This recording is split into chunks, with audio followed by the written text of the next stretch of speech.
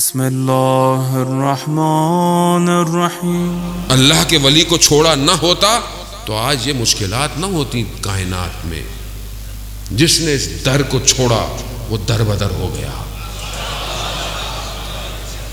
یہی وہ در ہے کہ جہاں قرآن یہ کہتا ہے کہ کچھ گھر ہیں کہ جن میں اجازت سے داخل ہونا ہے، اور یہ وہ گھر ہیں کہ جن میں ذکر ہوتا ہے اور خدا ان ذکروں کو رفعت دیتا ہے۔ تو رسول خدا سے پوچھا کہ یہ گھر انبیاء کے گھر ہے، انبیاء کے گھر ایسے ہیں۔ تو اشارہ کیا کسی نے مسجد نبوی میں اس گھر کی طرف کہ جس کا صرف دروازہ مسجد میں کھلتا تھا۔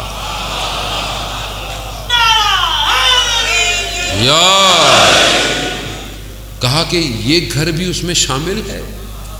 کہا یہ گھر ان سب گھروں میں افضل ہے۔ عزیزان محترم،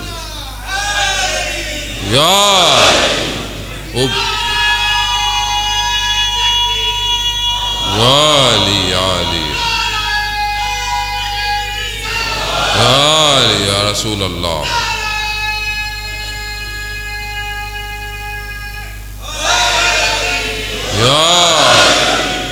عزیزان محترم، خوب یہ گھر مٹی کا گھر نہیں ہے خالی جو آپ کہیں گے یہ گھر ہے، اس گھر کے اندر نا، یہ مٹی کا گھر نہیں ہے، یہ گھر ایک وادی ہے۔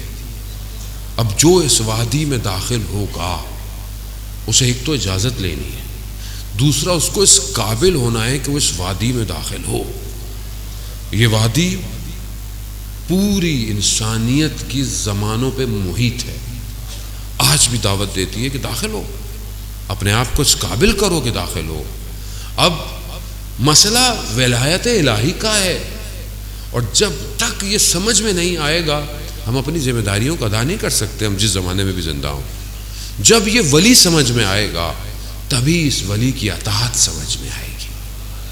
دنیا نہ سمجھ پائی، آج تک کچھ لوگ جو ہے وہ دھوکے میں ہیں کہ امام حسین علیہ السلام دو جنگوں کا، دو شہزادوں کا معاملہ نہیں تھا۔ کہاں ولی خدا، کہاں وہ فاسق شخص؟ یہ انبیاء کا وارث ہے، یہ پوری ان ساری موومنٹ کا جسے انبیاء لے کر آئے اس کو بچانے کے لیے کربلا آیا ہے، اللہ کا ولی ہے۔ اب اگر اللہ کے ولی کے مقابلے میں آ رہے ہو تو کس کے مقابلے میں آ رہے ہو؟ کس کے مقابلے میں آ رہے ہو؟ اللہ کے مقابلے میں آ رہے ہو۔ تو خدا تمہیں چھوڑ دے گا؟ دنیا کی امپائر کی جنگیں تھوڑی ہیں، کوئی دو ملکوں کی یا دو بڑی بڑی کسی کی آپس میں جنگ لڑی ختم ہوگی معاملہ نہیں۔ جو اللہ کے مقابلے میں لڑے گا، جو اللہ کے حدود کو پامال کرے گا، خدا کو بھول تھوڑی جاتا ہے۔ خدا اس دنیا میں بھی اور آخرت میں بھی اس کام کو دیکھے گا۔ یہ جو خدا کے مقابلے میں آتا ہے، جو حدود الہی کو پامال کرتا ہے، اپنی جہنم کو کریٹ کر رہا ہے، اپنی جہنم کو بنا رہا ہے۔